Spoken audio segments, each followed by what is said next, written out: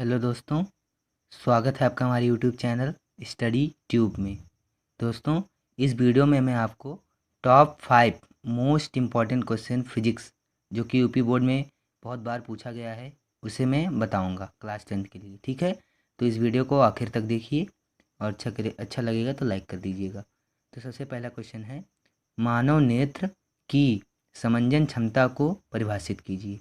मानव नेत्र की समंजन क्षमता को परिभाषित करना है, यानी उसकी परिभाषा लिखना है।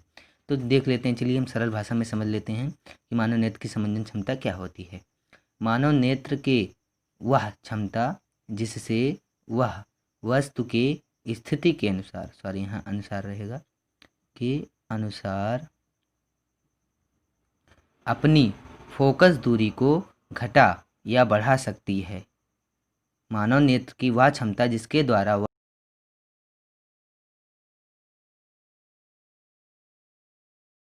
वह वस्तु की स्थिति के अनुसार अपनी फोकस दूरी को घटा या बढ़ा सकती है, उस क्षमता को हम क्या कहते हैं? नेत्र की समंजन क्षमता कहते हैं। ठीक है, यह क्वेश्चन कब कब आया है? यूपी बोर्ड में 2011 में पूछा गया है, 13 में, 15 में, 16 में, 19। ये आपका क्वेश्चन लघु उत्तरीय है, ये 4 नंबर में पूछा जाएगा। ठीक है, अगला क्वेश्चन देखते हैं। क्वेश्चन नंबर 2 है, ओम का नियम क्या है? ओम का नियम क्या है?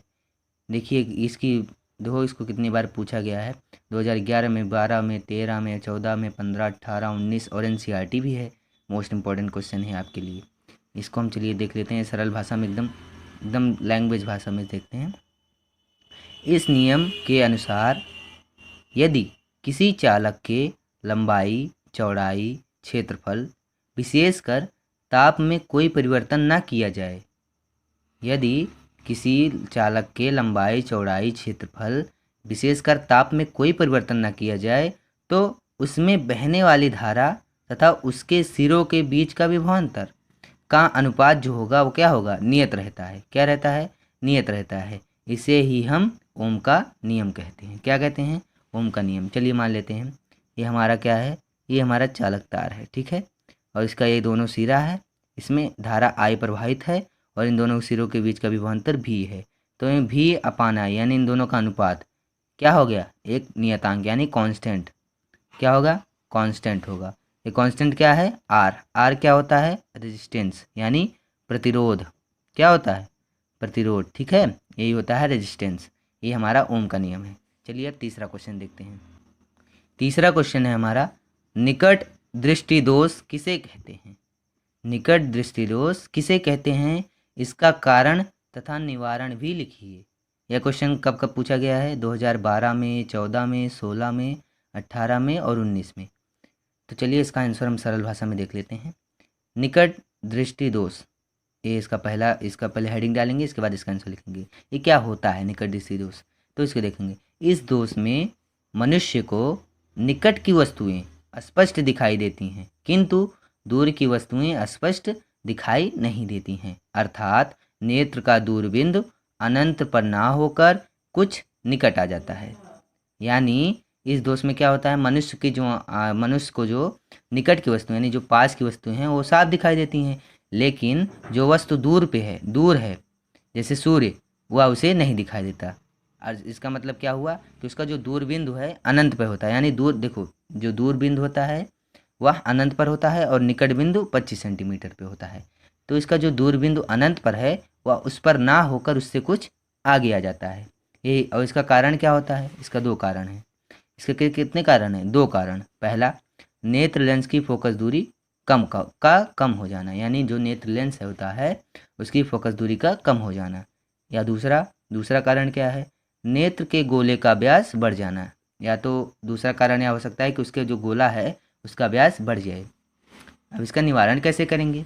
इसके निवारण के लिए, निकट दृष्टि दोष के निवारण के लिए हम एक ऐसे अवतल लेंस का प्रयोग करते हैं जिससे अनंत से आने वाली प्रकाश की किरणें, देखिए हमें अनंत वाली जो दूर वाली वस्तु है उसे देखने में दिक्कत हो रही है ना, यानी अनंत वाला जो बिंदु है वह कुछ निकट आ गया है, इसलिए जो अवतल लेंस होता है इसका प्रयोग करते हैं। यह क्या करता है? यह अनंत से आने वाली प्रकाश की किरणों को निकट आए हुए बिंदु से आती हुई प्रतीत कराता है।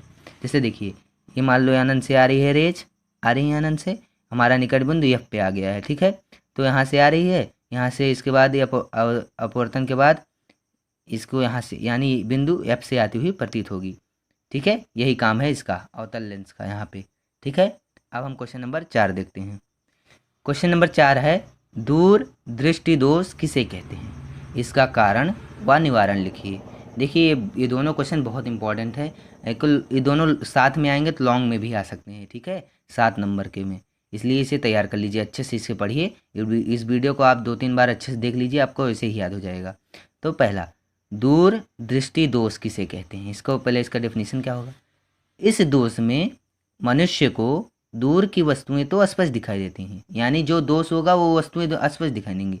जैसे निकट में निकट की वस्तुएं स्पष्ट दिखाई देती थी, अब दूर दृष्टि दोष में दूर की वस्तुएं स्पष्ट दिखाई देती हैं, ठीक है। किंतु निकट की वस्तुएं स्पष्ट दिखाई नहीं देती हैं, यानी जो 25 सेंटीमीटर पर वस्तु होगी वो दिखाई नहीं देगी। अर्थात नेत्र का निकट बिंदु 25 सेंटीमीटर पर ना होकर उससे कुछ दूर चला जाता है, यानी नेत्र का जो निकट बिंदु होता है, क्या होता है, नेत्र का निकट बिंदु जो होता है वह 25 सेंटीमीटर पर ना होकर उससे कुछ दूर चला जाता है। कारण, इसका क्या कारण है, इसके भी 2 कारण हैं। पहला कारण क्या है, नेत्र लेंस की फोकस दूरी का बढ़ जाना, यानी जो नेत्र लेंस होता है उसकी फोकस दूरी का बढ़ जाना। और दूसरा कारण यह हो सकता है कि नेत्र के गोले का व्यास कम हो जाना, यानी जो नेत्र गोला है, देखिए ये मान लीजिए हमारा नेत्र है, ठीक है, इसका जो व्यास है वो क्या हो जाए, कम हो जाए, ठीक है। अब इसका निवारण क्या करेंगे, इसका निवारण कैसे करेंगे। अब इसके निवारण के लिए हम देखिए दूर दृष्टि दोष के निवारण के लिए एक ऐसे किस लेंस का, उत्तल लेंस, कौन सा लेंस, उत्तल लेंस का प्रयोग करेंगे जो नेत्र से निकट बिंदु से आने वाली प्रकाश की किरण को दूर गए हुए बिंदु से आती हुई प्रतीत कराए। देखिए ये हमारा नेत्र है, इसे जल्दी बना दिया, चलो कोई बात नहीं, चल देखते हैं। मान लीजिए हमारा नेत्र है और ये हमारा उत्तल लेंस, हमारा निकट बिंदु यहाँ पे है, लेकिन यहाँ से कहाँ चला गया, एफ पे चला गया है। तो हम यहाँ से अगर किरणें डालें तो कहाँ से आती हुई प्रतीत होंगी, यहाँ से आती हुई प्रतीत होगी, ठीक है। यही हो इसका निवारण हो गया। चलिए अब आखिरी क्वेश्चन देख लेते हैं। आखिरी क्वेश्चन है प्रकाश का प्रकीर्णन किसे कहते हैं, प्रकाश का प्रकीर्णन किसे कहते हैं, ये हमारा आखिरी क्वेश्चन है। ये भी बहुत इंपॉर्टेंट है, एनसीईआरटी का क्वेश्चन है, प्लस इसमें 11, 2012, 13, 16, 18, 19 में भी पूछा गया है। तो चलिए इसको भी हम सरल भाषा में देख लेते हैं। जब प्रकाश किसी ऐसे माध्यम से गुजरता है जिसमें धूल मिट्टी के छोटे छोटे कण उपस्थित हों तो प्रकाश का कुछ भाग इनसे टकराकर चारों दिशाओं में फैल जाता है, इसे हम प्रकाश का प्रकीर्णन कहते हैं। तो आपने देखा होगा, देखिए मान लीजिए सूर्य का प्रकाश है, यहाँ सूर्य है, यहाँ से प्रकाश चला, यहाँ पे हमारे वायुमंडल में क्या होता है, छोटे छोटे कण होते हैं, तो इनसे टकराता है और क्या चारों दिशाओं में फैल जाता है, ठीक है, यही होता है। और देखिए सूर्योदय सूर्यास्त, यानी प्रकाश का प्रकीर्णन के कारण ही सूर्योदय और सूर्यास्त के समय हमें सूरज लाल दिखाई देता है, ठीक है। ऐसा क्यों होता है, इसको प्रकीर्णन के द्वारा होता है, क्योंकि जो देखिए विबग्योर आपने पढ़ा होगा, तो विबग्योर जो होता है यानी जब सूरज की रोशनी वायुमंडल में आती है तो उसको यानी 7 रंगों में विभक्त हो जाती है। सूर्य की किरणें जो होती हैं जो 7 रंगों में विभक्त हो जाती हैं, तो इसमें से सबसे लाल रंग का जो प्रकीर्णन होता है सबसे कम होता है, इसलिए हमें सूरज लाल दिखाई देता है सूर्योदय और सूर्यास्त के समय, ठीक है। बस आज की वीडियो में इतना ही। अगर अच्छा लगा हो तो लाइक कीजिए वीडियो, चैनल ऐसे ही और इम्पोर्टेंट अपनी क्लास 10th की बोर्ड के लिए तैयारी के लिए आप हमारे इस चैनल को सब्सक्राइब कीजिए और अपने दोस्तों में इस वीडियो को शेयर कीजिए। Thank you so much, thanks for watching.